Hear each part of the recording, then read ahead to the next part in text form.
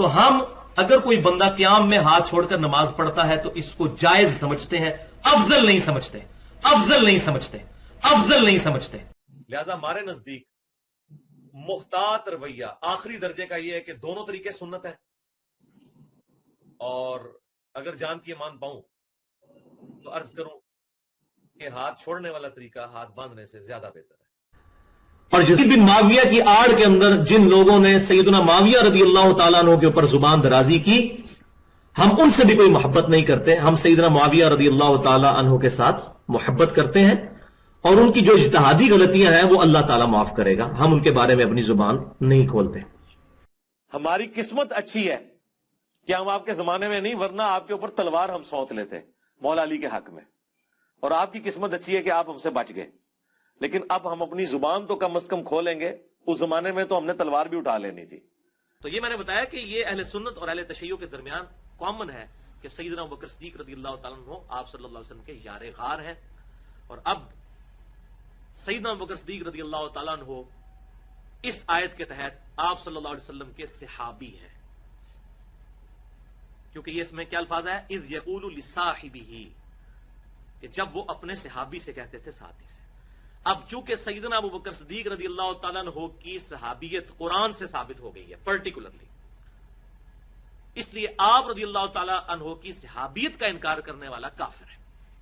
جو آپ کی صحابیت کا انکار کرتے ہیں۔ گالی گلوچ کرنا یا ان پر لعن طعن کرنا وہ فسق ہے، لیکن ان کو منافق کہنا یا معاذ اللہ استغفر اللہ کافر کہنا، وہ بندہ دار اسلام سے خارج ہو جائے گا۔ تو میں اس میں ایک آسان جملہ بولتا ہوں کہ اسلام میں داخل کرتے وقت جو چیزیں آپ نے کسی سے پڑھوائی تھی نا، جب تک وہ ان چیزوں کا انکاری نہیں ہوتا اس وقت تک اسلام سے نکل نہیں سکتا وہ۔ آپ جب کسی کو مسلمان کرتے ہیں تو کیا آپ اس کو کیا یہ پڑھاتے ہیں لا الہ الا اللہ محمد رسول اللہ ابو بکر ولی اللہ؟ تو اب حضرت ابو بکر کا انکار کرنے سے وہ اسلام سے نہیں نکلے گا، تو اب حضرت ابو بکر کا انکار کرنے سے وہ اسلام سے نہیں نکلے گا، تو اب حضرت ابو بکر کا انکار کرنے سے وہ اسلام سے نہیں نکلے گا، یا عمر ولی اللہ یا عثمان ولی اللہ یا علی ولی اللہ، یہ تو نہیں پڑھواتے۔ ایون جو یہ پڑھتے ہیں وہ بھی کہتے ہیں نہیں جی یہ تو ہم ایک سلوگن کے طور پہ کلمہ لا الہ الا اللہ محمد رسول اللہ ہی ہے، نماز میں وہ بھی یہی پڑھ رہے ہوتے ہیں۔ تو اس کا مطلب ہے کہ حضرت ابو بکر عمر عثمان و علی کا انکار کر کے کوئی کافر نہیں ہوتا نا، تو باقی تو آپ کے مولوی تو کسی کھاتے میں ہی نہیں ہے نا۔ یہ میں آپ کو ایک کرٹیکل ایشو سمجھانے لگا ہوں۔ آج کی ڈیٹ میں بھی اگر کوئی کسی صحابی کو اپنے علم کی بنیاد پہ کافر بھی ڈکلیئر کر دے، وہ یہ سمجھے کہ میرے نزدیک وہ کافر تھا، تو اس سے یہ نہیں ہوگا کہ ہم اس کی تکفیر کریں گے۔ اب چونکہ سیدنا ابوبکر صدیق رضی اللہ تعالیٰ عنہ کی صحابیت قرآن سے ثابت ہو گئی ہے پرٹیکولرلی،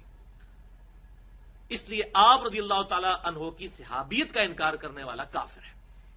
جو آپ کی صحابیت کا انکار کرتے ہیں۔ گالی گلوچ کرنا یا ان پر لعن طعن کرنا وہ فسق ہے، لیکن ان کو منافق کہنا یا معاذ اللہ استغفر اللہ کافر کہنا، وہ بندہ دار اسلام سے خارج ہو جائے گا۔ اس تک جو روایتیں پہنچی ہیں وہ یہی سمجھتا ہے۔ گستاخی رسول کی جو سزا ہے مسلمانوں کے نزدیک قتل، تو یہ آیت محاربہ یعنی سورۃ المائدہ کی آیت نمبر 33 کے تحت ہے کہ جو لوگ بھی فساد فی الارض کرتے ہیں، جس کو آج ماڈرن لینگویج میں ٹیررزم یا دہشت گردی کہا جا رہا ہے، فساد فی الارض یہی ہوتا ہے، اور کنٹینیوس ان کی ایفرٹ ہے کہ دنیا میں فساد ہو، تو ایسے لوگوں کو پھر قتل کیا جائے گا۔ یہ اللہ تعالیٰ کا فتویٰ ہے سورۃ المائدہ کی آیت نمبر 33 میں۔ تو کسی بھی کلمہ گو کے بارے میں ایسی بدگمانی نہ کریں، اور ایون غیر مسلم بھی اس مسلمان ملک کے اندر کس طرح کوئی جرت کر سکتا ہے جو کمیونٹی میں رہنے والے لوگ ہیں کہ اس طرح کی گستاخی کریں؟